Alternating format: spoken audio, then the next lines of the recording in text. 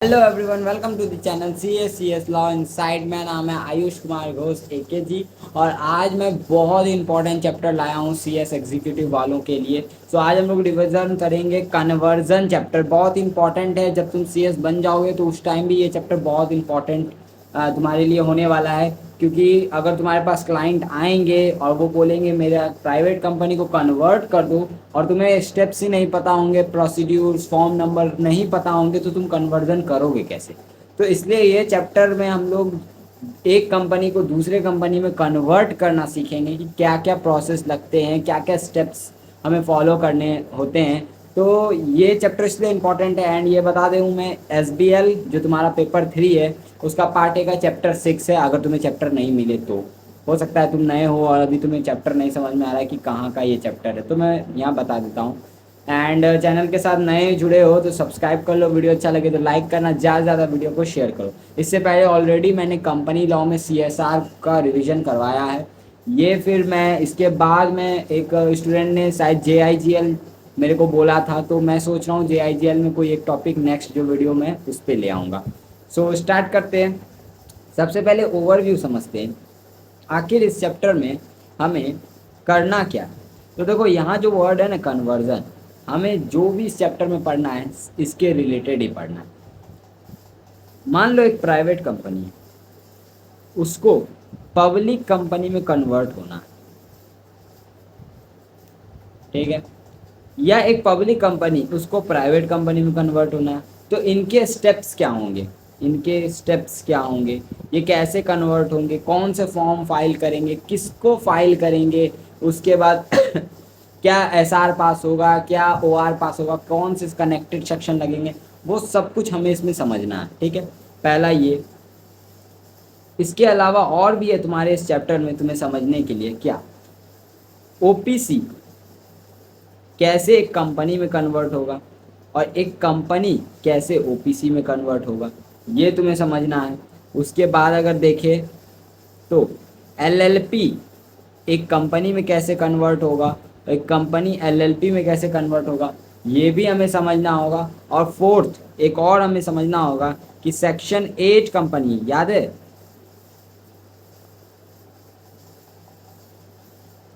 Section 8 company कैसे दूसरे other kinds of company में कन्वर्ट होगा। तो एक बात यहाँ पर ध्यान रखना, नोट कर लो, कॉपी लेकर रखना, क्योंकि इसमें स्टेप्स लिखाऊंगा मैं, एंड यही एग्जाम में तुम्हें स्टेप्स लिखने होते हैं, ठीक है। तो देखो, सेक्शन 8 कंपनी दूसरे कंपनी में कन्वर्ट हो सकता है, बट कोई दूसरा कंपनी सेक्शन 8 कंपनी में कन्वर्ट नहीं हो सकता है। इसका रीज़न मैं बता देता हूँ। लॉ मना करके रखा है, लॉ ने मना किया हुआ है कि अगर कोई एक प्रॉफिट कमाने वाला कंपनी है, वो बाद में प्रॉफिट कमाने के बाद अपने आप को नॉन प्रॉफिट जैसा कन्वर्ट नहीं कर सकता है, लॉ ने ही रोक के रखा हुआ है। तो इसलिए यहाँ पर हमें सिर्फ एक ही चीज़ पढ़ना होगा, सेक्शन 8 कंपनी को दूसरे काइंड ऑफ कंपनी में कन्वर्ट करना, ठीक है। सॉरी। तो चलो स्टार्ट करते हैं। सबसे पहले अगर हम बात करें प्राइवेट कंपनी, एक प्राइवेट कंपनी कैसे कन्वर्ट होगा एक पब्लिक कंपनी। देखो, यहाँ पर ना तुम्हारा बेसिक्स स्ट्रॉन्ग होना चाहिए। अगर तुम्हारा बेसिक्स वीक है ना, तो यहाँ पर तुम्हें समझ में नहीं आएगा। और मैं यहाँ रिवीजन करवा रहा हूँ, तो मैं, और ऑब्वियस सा बात है, मैं बेसिक्स जो CSEE वाले लेवल पे हैं वो तो ऑब्वियस सा बात है मैं तुम्हें नहीं बताऊँगा। अगर वो तुम्हें देखना है तो मेरा प्लेलिस्ट बना होगा, वहाँ पे कंपनी लॉ का जो चैप्टर है वहाँ से जाकर पूरा देख कर आओ, ठीक है। नहीं तो फिर समझ नहीं आएगा। मैं क्यों बोल रहा हूँ अभी मैं आगे बताऊँगा तो फिर तुम बोलोगे। देखो, सबसे पहले अगर देखो, प्राइवेट कंपनी का डिफिनेशन है सेक्शन 2 क्लॉज 68 के अंदर, ठीक है। और पब्लिक कंपनी का डिफिनेशन है सेक्शन 2 क्लॉज 71 के अंदर। यहाँ तक कोई दिक्कत नहीं है। अब देखो, कन्वर्जन करने से पहले हमें सोचना होगा कि आखिर क्या क्या चेंज होगा, रियलिटी में क्या क्या चेंज होगा। लोग क्या करते हैं, इस चैप्टर में स्टेप्स याद कर रहे हैं, रट रहे हैं। अगर तुम स्टेप्स रटोगे भूल जाओगे। इसको लॉजिक से समझना है। सबसे पहले अगर देखो, तुम प्राइवेट कंपनी में मिनिमम कितने मेंबर होते हैं, 2 मेंबर। और पब्लिक कंपनी में मिनिमम कितने मेंबर होते हैं, 7 मेंबर। क्या ये बात सेक्शन 3 बोलता है? इसलिए मैंने बोला बेसिक्स तुम्हारा स्ट्रांग होना चाहिए। अगर तुम्हें यहाँ सेक्शन 3 वाली बात ही नहीं पता होगी तो तुम कैसे करोगे। सेक्शन 3 एक सिंपल बात बोलता है कि प्राइवेट कंपनी अगर चलाना है तो मिनिमम 2 मेंबर होने चाहिए, पब्लिक कंपनी अगर चलाना है तो मिनिमम 7 मेंबर होने चाहिए। तो देखो, अगर किसी एक प्राइवेट कंपनी में 2 से लेकर 6 के बीच में मेंबर है, तो क्या उसको पब्लिक में कन्वर्ट होने के लिए इस चीज़ को इंक्रीज करना होगा अप टू 7? क्या मैं जो बोल रहा हूँ वो समझ में आ रहा है? कोई एक प्राइवेट कंपनी वो चाह रहा है पब्लिक में कन्वर्ट हो जाए, तो फिर ऑब्वियस सा बात है उसको 7 मेंबर्स का क्राइटेरिया जो सेक्शन 3 बोलता है वो फुलफिल करना होगा। और वो फुलफिल करेगा कैसे? तो मेंबर इंक्रीज करेगा। ठीक, उसके बाद ये पहला हो गया। दूसरा, डायरेक्टर।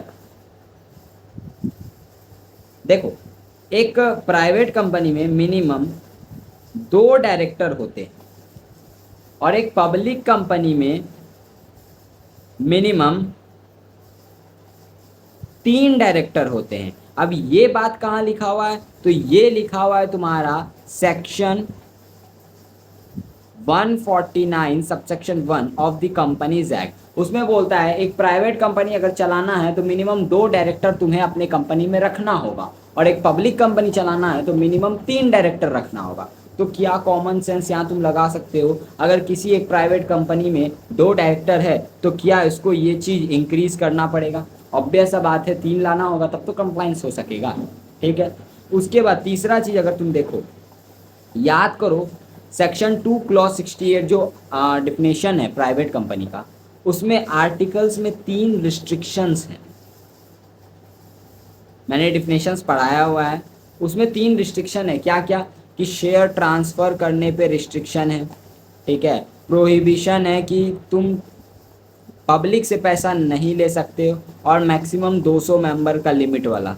क्या ये 3 रिस्ट्रिक्शन आर्टिकल्स में है? ऑब्वियस सा बात है ये आर्टिकल्स में है। तो क्या पब्लिक कंपनी में जब ये कन्वर्ट होगा तो ये तीनों रिस्ट्रिक्शन ख़त्म हो जाएंगे आर्टिकल से? ऑब्वियस सा बात है ये तीनों रिस्ट्रिक्शन हटने वाले पब्लिक कंपनी में, तो ऐसा कोई रिस्ट्रिक्शन है ही नहीं। तो फिर क्या यहाँ पर एओए ऑल्टर होगा? The answer is yes. यहाँ पे आर्टिकल भी चेंज होगा और इस पर लगेगा सेक्शन 14। ठीक है, सेक्शन 14 पावर देता है कि आर्टिकल्स चेंज हो सकते हैं, ऑल्टर किए जा सकते हैं। फिर फोर्थ, याद करो मेमोरेंडम में जब मैंने पढ़ाया था उसमें फर्स्ट क्लॉज वो नेम क्लॉज रहता है। ठीक है, और नेम में क्या नाम रहता है? मैंने बताया था एक प्राइवेट कंपनी है, लेट सपोज मेरे नाम से एक प्राइवेट कंपनी है एकेजी प्राइवेट लिमिटेड, क्या ये नाम होगा उसके नेम क्लॉज में? अब जब वो पब्लिक में कन्वर्ट हो रहा है तो उसका नाम अब क्या हो जाएगा? AKG limited. ये प्राइवेट शब्द हट जाएगा। तो क्या यहाँ पर एमओए भी ऑल्टर हो रहा है? The answer is yes. Memorandum भी चेंज हो रहा है और इस पे सेक्शन लगता है सेक्शन 13। सेक्शन 13 पावर देता है मेमोरेंडम ऑल्टर करने का।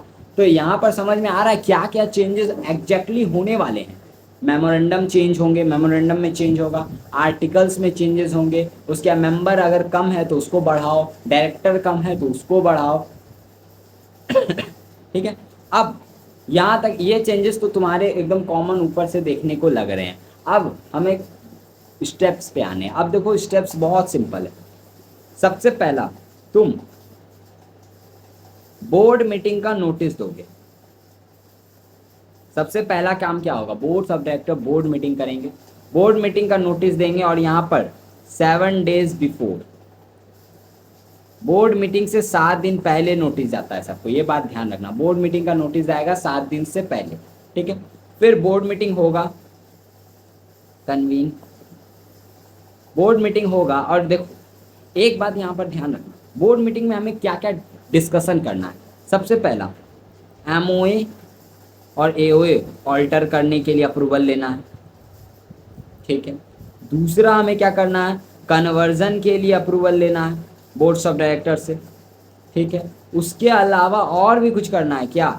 जनरल मीटिंग बुलाने के लिए, जनरल मीटिंग कॉल करने के लिए अप्रूवल लेना है। सिर्फ डायरेक्टर थोड़ी कर सकते हैं, ऑब्वियस बात है, शेयर होल्डर्स के अप्रूवल तो लेने ही होंगे तुम्हें। ठीक है, जनरल मीटिंग, और ये जो नोटिस वगैरह है और ये जो फाइल वगैरह करेगा उसके लिए किसी एक पर्सन को ऑथोराइज भी करना है यानी किसी एक पर्सन को पावर देना है कि हाँ तुम ये सब काम करोगे। मेनली ये एक सीएस होता है या एक डायरेक्टर होता है, ठीक है। यानी आगे फर्दर जो भी काम होगा यही करेगा कंपनी के बिहाफ पर। तो क्या इतने सब कुछ पे डिस्कशन होना है, बिल्कुल इसी सब चीज़ पे डिस्कशन होना है। एंड फैक्ट पता है तुम्हें क्या होता है, मेमोरेंडम और एओए ऑल्टर करने के लिए भी बीआर पास करना पड़ता है, बोर्ड रिजोल्यूशन। कन्वर्जन के लिए भी बीआर पास करना पड़ता है। जनरल मीटिंग बुलाने के लिए भी बीआर पास करना पड़ता है। तो देखो, क्या तुम 3-3 4-4 बीआर पास करते रहोगे? तो देखो ऐसा नहीं होता है। मेनली क्या होता है रियल लाइफ में, अगर प्रैक्टिकल में बोलूँ तो मैंने देखा है कि एक ही बीआर में सारे क्लॉजेज ऐड कर दिए जाते हैं, या मेनली 2 बीआर पास होते हैं। यानी बोर्ड मीटिंग में 2 बीआर पास किए जाएंगे। एक पास किया जाएगा कन्वर्जन के लिए और एक पास किया जाएगा जनरल मीटिंग बुलाने के लिए, ठीक है।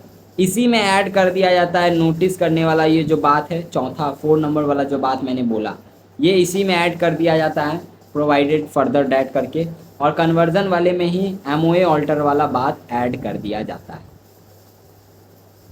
ठीक है। एक बात और यहाँ ध्यान रखो, ये 4 तो नॉर्मल डिस्कशन होने ही हैं, उसके अलावा कुछ और डिस्कशन होगा। अगर मेंबर बढ़ाना है तो क्या मेंबर बनाने का डिस्कशन होगा, डायरेक्टर बनाना है तो क्या डायरेक्टर बनाने का डिस्कशन होगा। अगर ये भी रिक्वायर्ड होंगे तो इस पर भी बीआर पास करना रहता है। बट ऐसा सब के लिए अलग बीआर पास ना करके 2 बीआर रखते हैं एंड उसी में अलग अलग बातें ऐड कर देते हैं, क्लॉज के जैसा लगाकर ऐड कर देते हैं एंड वो फिर पास हो जाता है। आई होप कि तुम्हें समझ में आ गया कि बोर्ड मीटिंग में क्या क्या काम हो रहा है। बोर्ड मीटिंग में मेनली 2 बीआर पास हुए, उसके बाद जनरल मीटिंग का नोटिस जाएगा। नोटिस 21 क्लियर डेज में जाएगा। 21 क्लियर डेज, ये सेक्शन 101 में बोला गया, ठीक है, कि 21 दिन पहले नोटिस जाएगा, 21 क्लियर डेज। तो ये भी मैं तुम्हें पढ़ाऊंगा जब जनरल मीटिंग का चैप्टर में पढ़ाऊंगा तो फिर उसमें बताऊंगा। अभी बस इतना समझ लो 21 दिन पहले, ठीक है, नोटिस जाएगा सारे मेंबर को, सारे डायरेक्टर को, सारे ऑडिटर को। और भेजेगा कौन नोटिस? जिसको हमने ऊपर ऑथोराइज किया, जिसको हमने ऑथोराइज किया, ठीक है।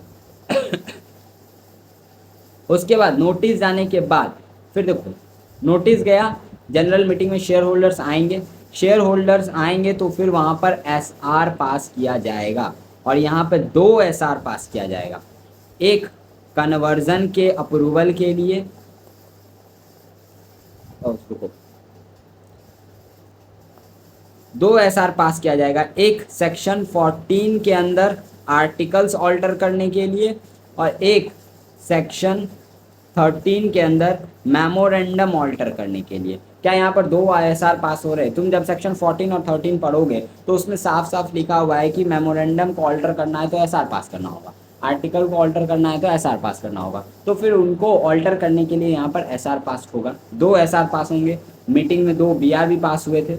उसके बाद एक सेक्शन यहाँ पर कनेक्ट होता है, सेक्शन 117 सबसेक्शन 1, सिर्फ 117 लिखो, सेक्शन 117, ठीक है। ये क्या बोलता है कि जब भी एसआर पास होगा ना तो MGT 14 नाम का एक ई फॉर्म होता है, वो 30 दिन के अंदर अंदर कंपनी को ROC को फाइल करना होता है। जब भी कहीं भी एसआर पास हो, ये एसआर का समझ लो एक तरह से बाय 1 गेट 1 फ्री वाली बातें हैं। यानी एसआर जाएगा तो MGT 14 उसके साथ साथ ही जाएगा। तो ऑब्वियस सा बात है, यहाँ एसआर पास हुआ तो MGT 14 भी फाइल करेंगे हम लोग ROC को 30 दिन के अंदर। लेकिन क्वेश्चन यहाँ ये आता है, क्या 2 MGT जाएगा? क्योंकि 2 एसआर पास हुए, तो ऐसा नहीं है, एक ही MGT में हम दोनों एसआर की बातें बता देंगे। यहाँ पर एक और बात ध्यान रखना, यहाँ जो नोटिस जा रहा है ना, इस नोटिस के साथ एक और चीज ऐड होगा, क्या? Explanatory statement. ये सेक्शन 102 में आता है। देखो, कंपनी अगर कुछ स्पेशल बिजनेस कर रहा है, यानी कंपनी जो नॉर्मल बिजनेस नहीं कर रहा है, देखो मैं बता देता हूँ, 2 तरीके के बिजनेस होते हैं, 2 तरीके के बिजनेस होते हैं। एक होते हैं ऑर्डिनरी एक होते हैं स्पेशल। ऑर्डिनरी बिजनेस बोले तो डिविडेंड डिक्लेयर करना है, उसके लिए अगर कोई मीटिंग हो रहा है, फिर फाइनेंशियल स्टेटमेंट अडॉप्ट करने के लिए कोई मीटिंग हो रहा है, या फिर डायरेक्टर्स का अपॉइंटमेंट या रीअपॉइंटमेंट के लिए मीटिंग हो रहा है, या ऑडिटर्स के अपॉइंटमेंट या रीअपॉइंटमेंट के लिए ड्यूटी हो रहा है। ये 4 काम के लिए अगर कोई मीटिंग हो रहा है, किसी मीटिंग में इस 4 बातों पर डिस्कशन हो रहा है, तो इसको हम लोग ऑर्डिनरी बिजनेस बोलते हैं। बस ये 4 बात। उसके अलावा अगर कोई भी मीटिंग में कुछ और भी बात, कोई दूसरा बात लेकर डिस्कशन चल रहा है, तो उसको हम लोग स्पेशल बिजनेस बोलते हैं। और सेक्शन 102 एक्सप्लेनेटरी स्टेटमेंट वो बोलता है कि अगर तुम ऑर्डिनरी बिजनेस नहीं कर रहे हो, कुछ स्पेशल बिजनेस कर रहे हो, तो भैया तुमको क्या करना होगा, तुमको एक एक्सप्लेनेटरी स्टेटमेंट फाइल करना होगा। एक्सप्लेनेटरी स्टेटमेंट बोले तो उसमें तुमको बताना होगा कि हम ये बिज़नेस क्यों करना चाह रहे हैं, क्या हमारा मोटिव है, ये सब मतलब एक्सप्लेन करना होगा कि क्यों तुम ये कर रहे हो। ठीक है।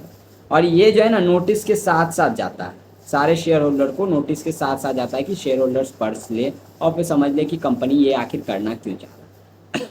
आई होप कि तुम्हें यहाँ समझ में आ गया। अब देखो, मैं एक बार नॉर्मल स्टेप्स लिख रहा हूँ।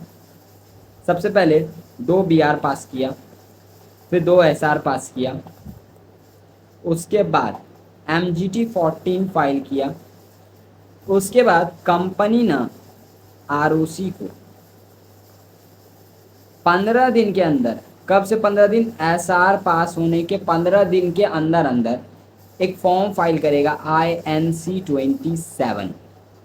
और ये फॉर्म पता है क्या चीज़ का है, ये फॉर्म है कन्वर्जन का, यही मेन फॉर्म है कन्वर्जन का। ठीक है। और फिर ROC चेक करेगा, और अगर सब कुछ सही रहा तो वो नया कॉर्पोरेट नया सर्टिफिकेट ऑफ इनकॉर्पोरेशन यानी नया सर्टिफिकेट दे देगा। और ये किस फॉर्म में देता है, INC 25 के फॉर्म में देता है। ठीक है। कोई दिक्कत, तुम्हारा प्राइवेट कंपनी हो गया कन्वर्ट। 1 2 3 बात जो मैं बताना भूल गया वो देखो। सबसे पहले अगर देखो, मैंने बोला MGT 14 30 डेज के अंदर फाइल करना है, मैंने यही बोला। लेकिन कंपनी INC 27 कब फाइल कर रहा है, 15 दिन के अंदर।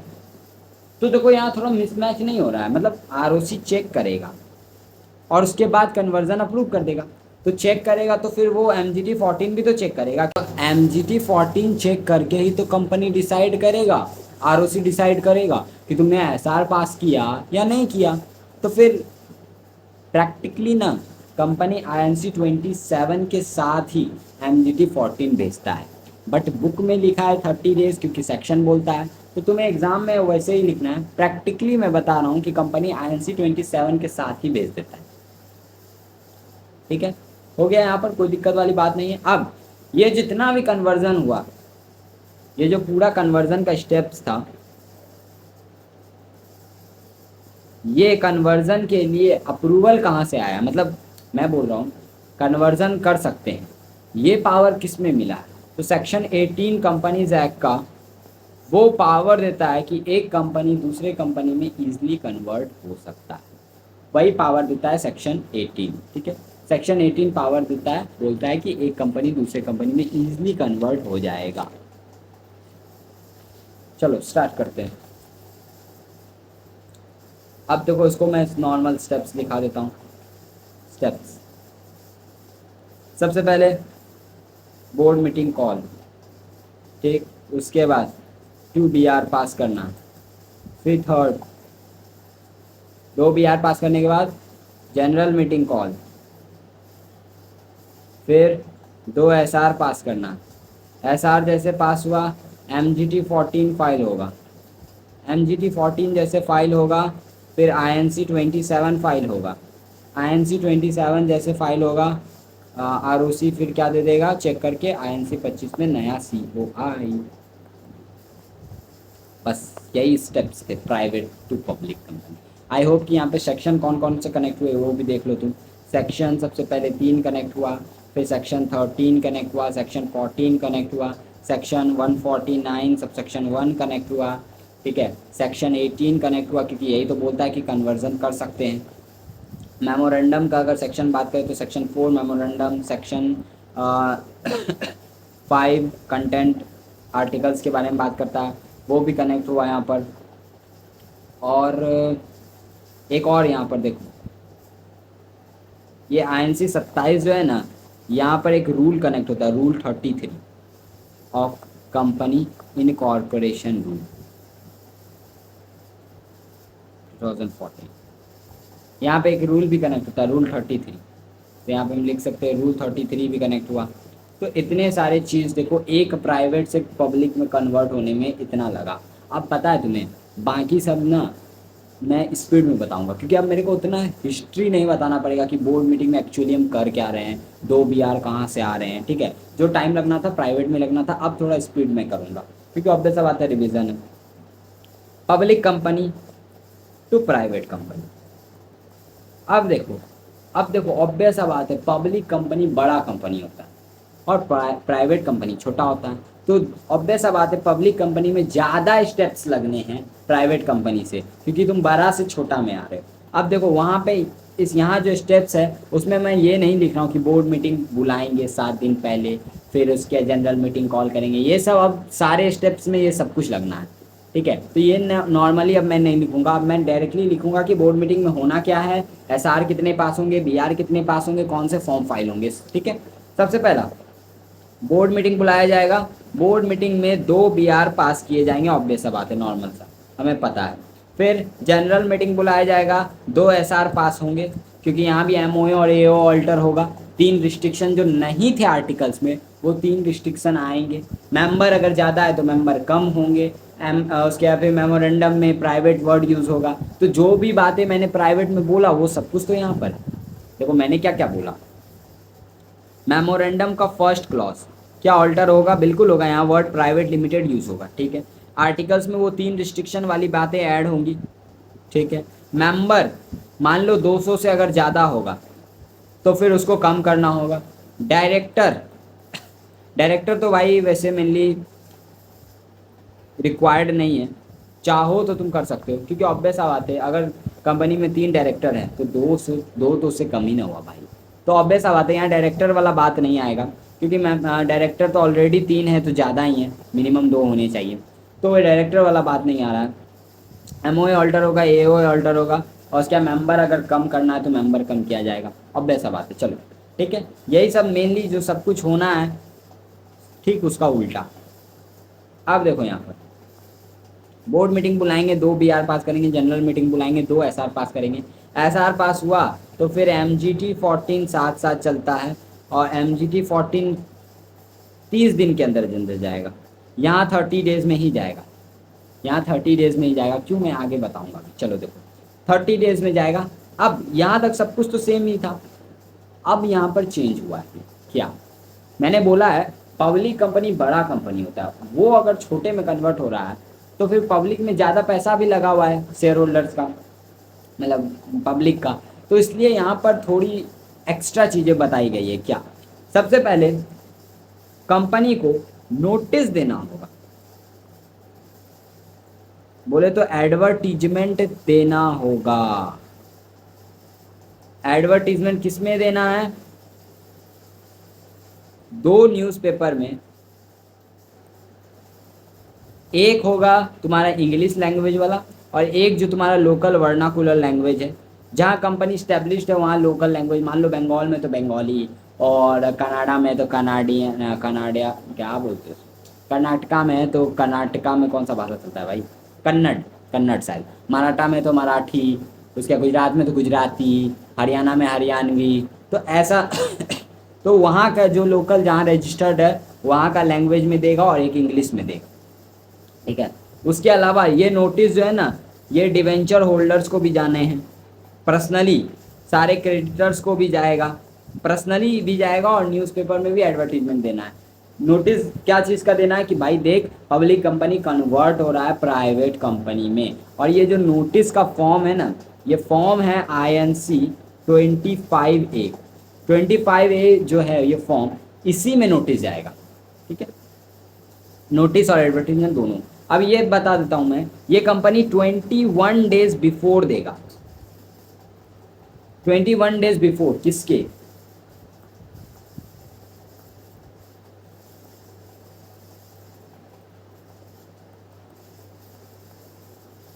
तो देखो, सबसे पहले एसआर जैसे पास हुआ 30 दिन के अंदर अंदर कंपनी एमजीटी 14 फाइल कर देगा आरओसी को, ठीक है। उसके बाद 60 दिन के अंदर अंदर कंपनी को आरडी यानी रीजनल डायरेक्टर आरओसी के ऊपर होता है, ठीक है, उससे अप्रूवल लेना पड़ता है RD1 फॉर्म में कि हम कन्वर्ट होना चाहते हैं, क्या हम हो सकते हैं। तो आरडी से अप्रूवल लेना पड़ता है। एसआर पास होने के 60 दिन के अंदर अंदर ये फॉर्म फाइल करना होता है RD1।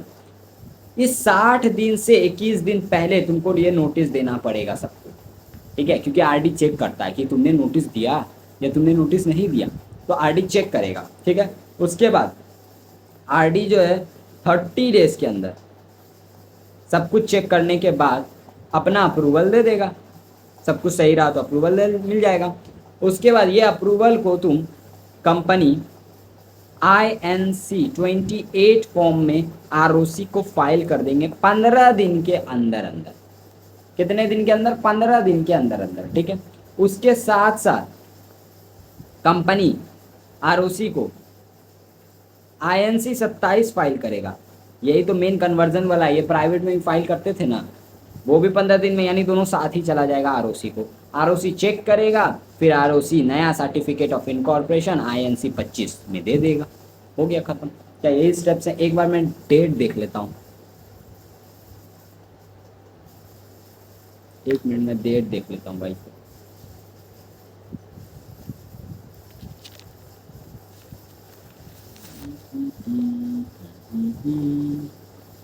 हाँ ठीक है, चलो सही है, सही है, सही है। 25 चलो ठीक है, कोई दिक्कत नहीं। अब इसको स्टेप शॉर्ट्स में लिख देता हूँ। स्टेप्स 2 BR, 2 SR, फिर MGT 14, फिर INC 25A वो एडवर्टीजमेंट, ठीक है। उसके बाद RD1, फिर INC 28 RD का जो अप्रूवल आया, RD का जो भी ऑर्डर है वो INC 28 में ROC को देना रहता है। फिर INC 27 और प्लस INC 25। ये मेन जो है ये कन्वर्जन का बारे में बात करता है, ये कन्वर्जन के बारे में बात करता है, यही फॉर्म है कन्वर्जन का। क्या प्राइवेट और पब्लिक कंपनी तुम्हें समझ में आ गया? कितना इजी हलवा है भाई, ठीक है। ये स्टेप्स अब तुम अगर डायरेक्टली रटते तो फिर तुमको याद नहीं होगा। अब तुमको याद हो गया है कि 2 BR पास कर रहे हैं, 2 SR पास कर रहे हैं, उसके बाद हम MGT 14 क्यों फाइल कर रहे हैं, इसका भी लॉजिक मैंने बता दिया, क्योंकि सेक्शन 117 बोलता है, ठीक है। उसके INC 25A क्या है वो भी बता दिया मैंने, RD1, INC 28, 27, 25 सब कुछ मैंने बता दिया। आई होप कि तुम्हें समझ में आ रहा है। मैं थोड़ा फास्ट हूँ क्योंकि रिविज़न है, ऑब्वियस सा बात है, मैं डिटेल में नहीं पढ़ा रहा हूँ। डिटेल में अगर करवाता तो फिर मुझे को फॉर्म भी दिखाना पड़ता, फॉर्म फाइलिंग कैसे होता है वो सब दिखाना, बट मेरे पास इतना टाइम नहीं है कि मैं तुम्हें डिटेल में करवाऊँ। बट फिर भी मैंने एग्जाम के पॉइंट ऑफ व्यू से सारे कुछ बता दिया तुम्हें, ठीक है। अब हो गया प्राइवेट से पब्लिक, पब्लिक से प्राइवेट, एक पहला क्राइटेरिया तो खत्म हो गया। अब दूसरा आ जाता है OPC। OPC से या तो प्राइवेट कंपनी में कन्वर्ट करेंगे या पब्लिक कंपनी में। और तुम्हारे खुशी के लिए तुम्हें बता देता हूँ कि OPC चाहे प्राइवेट में हो या पब्लिक में कन्वर्ट हो, प्राइवेट में हो या पब्लिक में हो, सेम प्रोसेस है, सेम, सारे स्टेप सेम है, तुम्हें ज़्यादा मेहनत करने की ज़रूरत नहीं है, ठीक है। अब देखो इसमें भी सिंपल सा बात है, 2 BR पास करूँगे, 2 SR भी पास होगा, ठीक है। अब एक क्वेश्चन यहाँ पर, एक जो इंटरेस्टिंग फैक्ट है वो मैं बता रहा हूँ, एक ही मेंबर होता है, ठीक है, एक ही मेंबर होता है, तो SR क्या हो गया यहाँ, तो SR मतलब 75% कंसेंट, एक मेंबर होता है तो देखो एक मेंबर होता है वो अपना कंसेंट लिख कर दे देगा, उसी को हम लोग OPC में SR बोल देते हैं, ठीक है। एक ही मेंबर रहता है तो भाई वो ऑब्वियस सा बात है, डायरेक्टर्स 2 से ज़्यादा हो सकते हैं, मिनिमम 1 रहते हैं, मैक्सिमम 15 तक जाता है, ठीक है। तो वो 2 हो सकते हैं, बट SR तो मेनली एक ही, मतलब SR के लिए तो एक ही मेंबर अपना कंसेंट दे देगा, ऑब्वियस सा बात है, ठीक है। अब एक चीज़ यहाँ ध्यान रखना, SR पास करने के बाद ऑब्वियस बात है MGT 14 तो फाइल होगा ही होगा, ये तो भाई साथ ही चलना है, ठीक है। MGT 14 फाइल होने के बाद फिर कन्वर्जन के लिए आरओसी को फॉर्म जाएगा INC6। प्राइवेट और पब्लिक कंपनी में फॉर्म कौन सा जा रहा था, INC27। यहाँ पर जा रहा है 6, ठीक है, यहाँ पे कौन सा जा रहा है, 6 जा रहा है, ठीक है। इसके साथ कुछ अटैचमेंट्स जाएंगे। अटैचमेंट्स बोले तो कुछ और भी साथ में तुमको डॉक्यूमेंट्स भेजने होंगे। मेनली क्या क्या होते हैं, देखो BR का कॉपी भेजना पड़ता है, SR का कॉपी भेजना पड़ता है, नोटिस जो तुमने जनरल मीटिंग का बुलाया उसका कॉपी भेजना पड़ता है एक्सप्लेनेटरी स्टेटमेंट के साथ मिलाकर, ठीक है। और जितना स्टेप्स मैंने बताया वो सब कुछ होगा। फिर मिनट्स तैयार होते हैं, मिनट्स तुमको भेजना होगा, ठीक है। ये नॉर्मल सब चीज़ें भेजा होगा। एक जो अलग से भेजना होता है एक्स्ट्रा वो होता है लेटेस्ट ऑडिटेड फाइनेंशियल स्टेटमेंट। जो लेटेस्ट तुम्हारा ऑडिटेड फाइनेंशियल स्टेटमेंट होगा ना, वो अलग से तुमको उसका एक कॉपी भेजना पड़ता है आरओसी को, इसी फॉर्म के साथ, INC6 फॉर्म के साथ, ठीक है। आरओसी सब कुछ चेक करेगा और आरओसी को सब कुछ सही लगा तो वो INC25 में नया सर्टिफिकेट ऑफ इनकॉर्पोरेशन, COI मतलब सर्टिफिकेट ऑफ इनकॉर्पोरेशन इशू कर देगा। क्या बहुत इजी स्टेप्स था OPC से प्राइवेट या पब्लिक कंपनी में कन्वर्ट होना, ठीक है। उसके बाद अब नेक्स्ट अगर देखें तो प्राइवेट कंपनी कैसे OPC में कन्वर्ट होगा। अब मैं यहाँ पर सिर्फ मैंने प्राइवेट लिखा है, पब्लिक नहीं लिखा है, तो क्या पब्लिक कंपनी OPC में कन्वर्ट नहीं हो सकता? आंसर इज यस, नहीं हो सकता। लॉ सिंपल सा एक बात बोलता है, अगर तुम्हारा एक पब्लिक कंपनी है और तुमको OPC में कन्वर्ट होना है ना, तो तुमको पहले प्राइवेट कंपनी में कन्वर्ट होना होगा, फिर प्राइवेट कंपनी से तुम OPC में कन्वर्ट हो सकते हो। डायरेक्टली एक पब्लिक कंपनी कभी भी OPC में कन्वर्ट नहीं हो सकता है, ठीक है। ये बात एकदम अपने मन में बैठा लेना, ये नहीं कि लिख कर आ जाना। ऑब्वियस सा बात है, पब्लिक कंपनी प्राइवेट में कैसे कन्वर्ट होगा उसका स्टेप्स ऑलरेडी पता है तुम्हें। प्राइवेट से OPC में कैसे कन्वर्ट होगा वो अभी मैं बता दूंगा तुम्हें कोई दिक्कत नहीं होगा। चलो, सबसे पहले 2 BR पास होंगे, 2 BR पास होंगे, 2 SR पास होंगे। SR पास हुए तो MGT 14 ऑब्वियस सा बात है, जाएगा ही जाएगा, इसमें तो कुछ सोचने वाली बात ही नहीं है। फिर कन्वर्जन के लिए हम लोग फॉर्म फाइल करेंगे, कौन सा, INC6 ROC, ठीक है। प्लस इसमें कुछ अटैचमेंट्स जाएंगे। तो जो ऊपर मैंने अटैचमेंट्स बताए ना, ये सारे अटैचमेंट्स जाएंगे, ये सारे अटैचमेंट्स जाएंगे। 2 एक्स्ट्रा और जाएंगे, 2 अटैचमेंट्स और एक्स्ट्रा जाएंगे। मतलब ऊपर जितने भी अटैचमेंट मैंने बताया ना, वो सब कुछ तो जाएगा ही जाएगा। 2 एक्स्ट्रा क्या जाएगा, देखो, एक जाएगा NOC। NOC क्या होता है, बताता हूँ, पहले इधर लिखो। एक रूल 7 यहाँ पर कनेक्ट होता है। रूल 7 वो क्या बोलता है, एक हाफिड डिफिट चाहिए, हाफिड डिफिट बाय डायरेक्टर। अब देखो ये दोनों होता क्या, समझो। NOC मतलब होता है नॉन ऑब्जेक्शन सर्टिफिकेट, यानी कोई ऑब्जेक्शन नहीं है कन्वर्जन के रिलेटेड। अब ये सर्टिफिकेट देगा कौन, क्रेडिटर्स। यानी मेनली कंपनी अपने क्रेडिटर्स के पास जाएगा, डिवेंचर होल्डर्स के पास जाएगा, और वो बोलेगा कि देख, मेरा प्राइवेट कंपनी है, हम इसको OPC में कन्वर्ट करना चाहते हैं, तो क्या तुम मेरे को NOC दे देगा। यानी वो लिख के दे देगा कि हाँ, मेरे को इस कन्वर्जन से कोई फ़र्क नहीं पड़ता, नो ऑब्जेक्शन सर्टिफिकेट मिल जाएगा। इसी को हम लोग NOC बोलते हैं, और ये फाइल करना पड़ता है। उसके अलावा रूल 7 बोलता है हाफी डिफिट, डायरेक्टर एक हाफी डिफिट देगा। उसमें डायरेक्टर मेनली ये डिक्लेयर करेगा कि हमने कंसेंट ले लिया है सारे मेंबर का, मतलब कंसेंट लिया है मेंबर प्लस क्रेडिटर्स का, क्रेडिटर्स और मेंबर्स दोनों का कंसेंट ले लिया है कि ये कन्वर्जन हम करना चाहते हैं, बस यही बोलता है। और उसके बाद ये चेक करेगा ROC जो है, कितना स्टेप था, फिर ROC को नया इनकॉर्पोरेशन INC25 में फाइल कर देगा, दे देगा कंपनी को, ठीक है। क्या कोई दिक्कत हुआ यहाँ पर? एकदम इजी है, फिद्दू सा है। अब बात करते हैं एलएलपी। एलएलपी कैसे कन्वर्ट होगा एक कंपनी में। अब इसका भी प्रोसेस सेम है, चाहे एलएलपी प्राइवेट में कन्वर्ट हो या पब्लिक में कन्वर्ट हो, सेम प्रोसेस लगता है। बस थोड़ा बता अंतर क्या होता है, अटैचमेंट्स का अंतर होता है। और वो अटैचमेंट्स तुम जो है वो ऐसे रटने से तो नहीं होंगे, बहुत सारे चीज़ जाते हैं। तो वो ऑब्वियस सा बात है, एक बार मॉड्यूल पढ़ लोगे तो तुम्हें अटैचमेंट समझ में आ जाएगा कि क्या क्या अटैचमेंट्स लगते हैं। वो चार जो पांच जो मैंने ऊपर बताया वो बेसिक्स हैं, वो सब में ही लगेंगे। ठीक है, बीआर का कॉपी, एसआर का कॉपी, ये सब में जाता है। अब एक एलएलपी को अगर कंपनी में कन्वर्ट होना है तो देखो सबसे पहले, क्योंकि एलएलपी में ऐसा कोई बोर्ड मीटिंग वगैरह तो होता नहीं है, तो एलएलपी में क्या किया जाएगा, कंसेंट लिया जाएगा ऑल पार्टनर्स का, सारे पार्टनर्स का कंसेंट लिया जाएगा कि हाँ हम एलएलपी कन्वर्ट करना चाहते हैं कंपनी में। ठीक है, कंसेंट लेने के बाद जो पार्टनर को डायरेक्टर बनना है ना, उसके पास एक डिन नंबर होना चाहिए।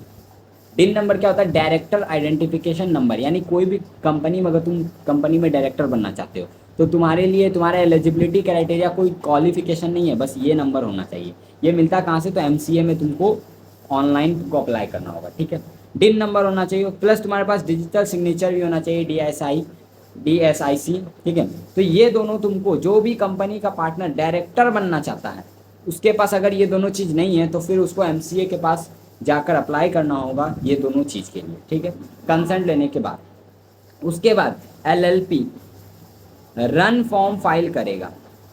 किसके लिए, नेम के लिए, नेम अप्रूवल के लिए। यानी कंपनी एमसीए के साइट पे जाकर रन फॉर्म फाइल करेगा कि हम ये नाम रखना चाहते हैं कंपनी का, तो अप्रूवल मिल जाएगा। ठीक है, रन फॉर्म फाइल करना होगा, बस इतना सही है। उसके बाद सबसे इम्पोर्टेंट, एलएलपी आरओसी को URC1 फाइल करेगा। URC1 फाइल करेगा, इसमें बहुत सारे अटैचमेंट्स जाते हैं। क्या क्या अटैचमेंट्स जाते हैं, तो देखो इसमें जाएगा तुमको सारा डिटेल्स एलएलपी के बारे में। ठीक है, कंसेंट पार्टनर्स का लिया गया वो जाएगा, क्रेडिटर्स का कंसेंट लिया गया वो जाएगा। ठीक है, फिर कौन सा कंपनी बनाना चाहते हैं, कहाँ रजिस्टर होना है, वो सब कुछ जितना डिटेल है ना वो यूआरसी फॉर्म के साथ ही चला जाता है। ठीक है, ये फाइल होगा आरओसी को।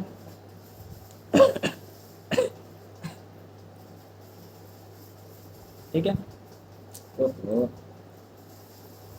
URC1 में बेसिकली जितना तुमको एलएलपी का डिटेल देना है, जितना तुमको कंपनी के बारे में डिटेल देना है, वो सब कुछ दे देना है। ठीक है, उसके बाद यहाँ पर तुमको रजिस्ट्रेशन के लिए कंपनी का INC 32 फाइल करना होगा। यहाँ कन्वर्जन के लिए वो INC 27 और 6 फाइल नहीं होगा, यहाँ 32 फाइल होगा। आरओसी चेक करेगा, आरओसी तुमको नया सर्टिफिकेट दे देगा INC 11 के फॉर्म में। ठीक है, यहाँ तक कोई दिक्कत, बिल्कुल कोई दिक्कत नहीं है, बहुत इजी पीजी है। अब आगे अगर हम बढ़ते हैं कंपनी से एलएलपी, यहाँ पर एक नोट्स लिख लो, कोई भी लिस्टेड पब्लिक कंपनी एलएलपी में कन्वर्ट नहीं हो सकती। जिसके शेयर्स लिस्टेड हैं वो एलएलपी में कन्वर्ट नहीं होता, ये लॉ बोलता है। ठीक है, तो यानी अनलिस्टेड पब्लिक कंपनी और प्राइवेट कंपनी एलएलपी में कन्वर्ट हो सकते हैं। अब कैसे कन्वर्ट होंगे, तो देखो पहला 2 बीआर पास होंगे। ठीक है, बीआर पास होंगे, एसआर पास होंगे, 2 एसआर पास होंगे। ये 2 कोई कंपलसरी नहीं, मैं बता रहा हूँ, एक भी पास हो सकता है, ऐसा कोई दिक्कत वाली बात नहीं है। ठीक है, कि 2 ही फाइल करना है। फिर कंपनी जो है रन एलएलपी फाइल करेगा। सेम वो रन फाइल कर रहा था नेम अप्रूवल के लिए, ये भी नेम अप्रूवल प्लस रिजर्व करवाने के लिए। ठीक है, रन एलएलपी फाइल करेगा। उसके बाद रजिस्ट्रेशन के लिए वो फाइल करेगा फॉर्म फिलिप। ठीक है, फॉर्म फिलिप फाइल करेगा रजिस्ट्रेशन के लिए। फिर उसके साथ कन्वर्जन के लिए फॉर्म 18 फाइल होगा, फॉर्म 18 कन्वर्जन के लिए। ठीक है, और उसके साथ साथ नया COI मिलेगा, COI तो नहीं मिलेगा, मतलब नया वो मिलेगा, क्या बोलते हैं उसको, सर्टिफिकेट। नया सर्टिफिकेट आरओसी देगा किस फॉर्म में, फॉर्म 19। ठीक है, यहीं पे नहीं रुका है अभी ये बात, देखो कंपनी एलएलपी बन गया, एलएलपी बनने के बाद एलएलपी को अपना एलएलपी एग्रीमेंट तैयार करना पड़ता है। ये सब मैंने एलएलपी में ही बताया तुम्हें। ठीक है, ये एलएलपी एग्रीमेंट तैयार करना पड़ता है और ये एग्रीमेंट को फिर 30 डेज़ के अंदर अंदर, जैसे ही इनकॉर्पोरेशन हो गया एलएलपी का, इनकॉर्पोरेशन के 30 दिन के अंदर अंदर आरओसी को फाइल करना पड़ता है ई फॉर्म 3 में, ई फॉर्म 3।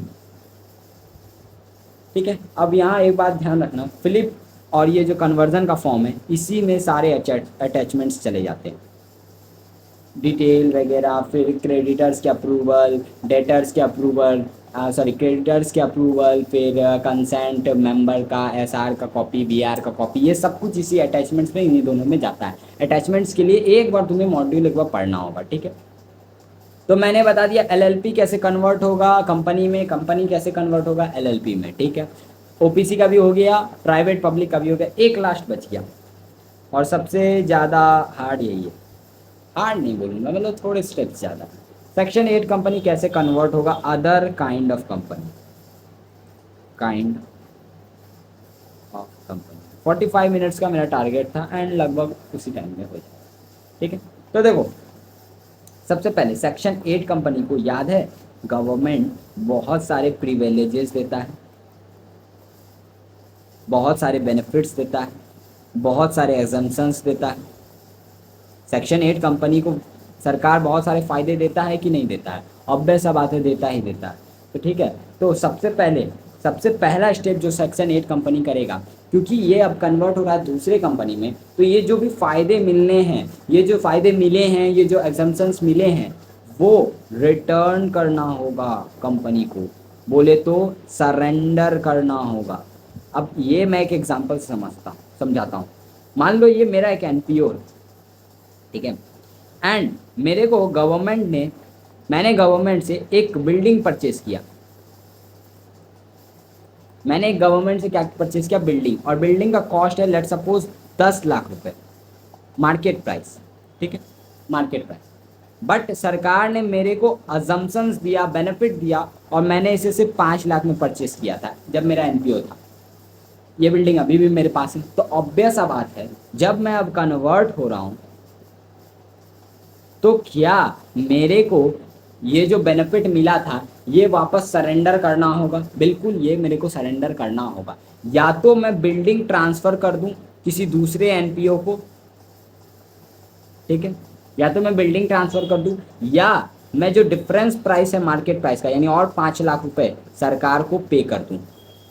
क्या यही सरेंडर हुआ? हाँ, बस यही हुआ। तो ये तुम्हें करना होगा। जब सेक्शन 8 कंपनी कन्वर्ट होता है दूसरे कंपनी में, तो उसको अपने जो भी बेनिफिट्स मिले हैं, जो भी उसको फ़ायदा मिले है, वो सरेंडर करना पड़ता है।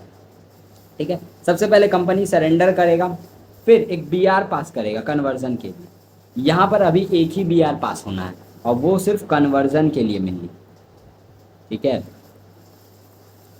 उसके बाद एक एसआर पास होगा, एक ही एसआर पास हो रहा है यहाँ पर, ये बात ध्यान रखना, वो भी सिर्फ एमओए ऑल्टर होने के लिए, क्योंकि एमओए में अब ऑल्टर होगा। ठीक है, एमओए में क्या ऑल्टर होगा भाई? ऑब्जेक्टिव, तुम्हारे कंपनी का अभी तक ऑब्जेक्टिव था कि हम नॉन प्रॉफिट जैसा कमाएंगे, अब तुम ऑब्जेक्टिव ही बदल रहे हो, थर्ड क्लॉज, तो फिर एमओए ऑल्टर करने के लिए एक एसआर पास होगा। ठीक है, एसआर पास हुआ तो एमजीटी 14 तो जाएगा ही जाएगा, इसमें तो कुछ सोचना ही नहीं है। ठीक है, एमजीटी 14 जाएगा। उसके बाद अब यहाँ से तुम्हारा आ जाता है, सिस्टम चेंज हो जाता है यहाँ पर। अब तुमको आरडी से अप्रूवल लेना होगा आईएनसी 18 के फॉर्म में। कंपनी बोलता हूँ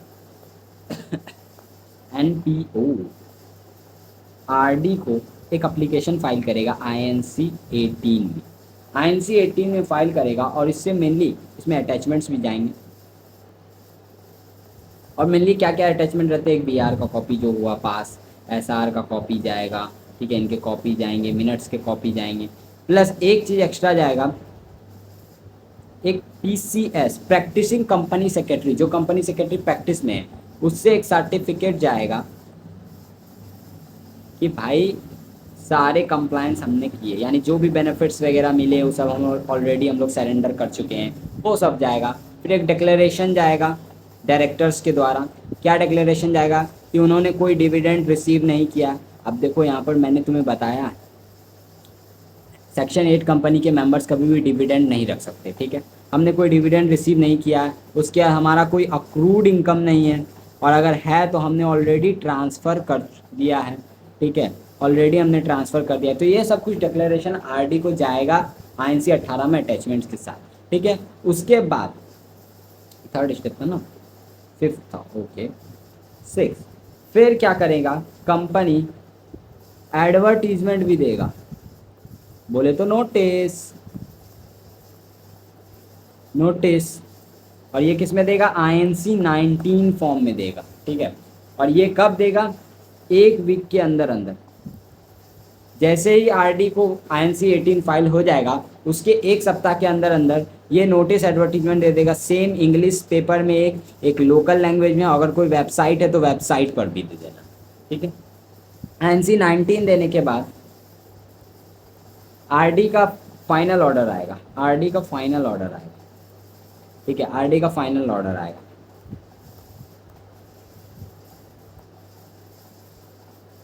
और जो भी फाइनल ऑर्डर आया उसके आने के बाद कंपनी 2 SR पास करेंगे। अब यहाँ पर 2 SR पास होगा, यानी अगर देखो तो कंपनी मेनली 3 SR पास कर रहा है, एक पहले MOA ऑल्टर करने के लिए और एक AOA ऑल्टर करने के लिए। उस समय MOA का सिर्फ ऑब्जेक्ट क्लॉज ऑल्टर करने के लिए। अब जो SR पास होगा उसमें MOA का सब्सक्रिप्शन क्लॉज, फर्स्ट क्लॉज, ये सब भी ऑल्टर होंगे, और AOA तो ऑल्टर होगा ही होगा, ठीक है। SR पास हुआ तो MGT 14 ऑब्वियस सा बात है जाएगा ही जाएगा, यानी MGT भी 14 भी यहाँ 2 बार जा रहा है, एक बार पहले जो SR पास हुआ उसके लिए और एक बार अभी MGT 14 जाएगा। फिर कंपनी ना ROC को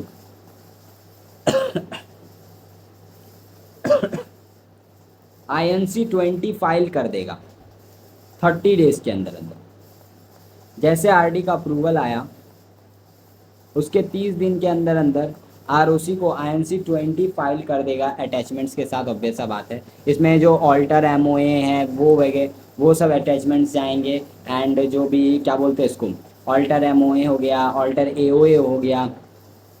बेसिकली देखो जो चेंज हुआ है AOA में, जो MOA में चेंज हुआ, फिर जो RD का अप्रूवल है, वो सब कुछ अटैचमेंट्स में जाएगा।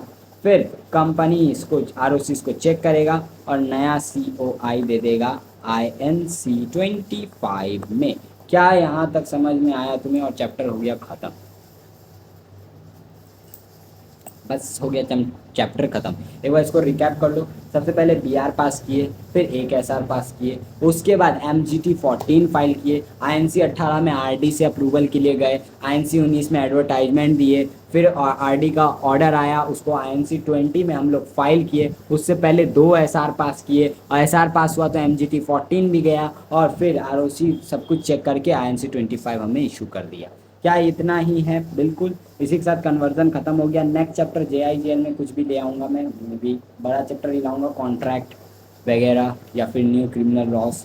ठीक है, तो मिलते हैं नेक्स्ट वीडियो में, और कमेंट करना अगर वीडियो अच्छा लगे तो। तब तक के लिए tata bye bye, all the best, बस पढ़ते हो।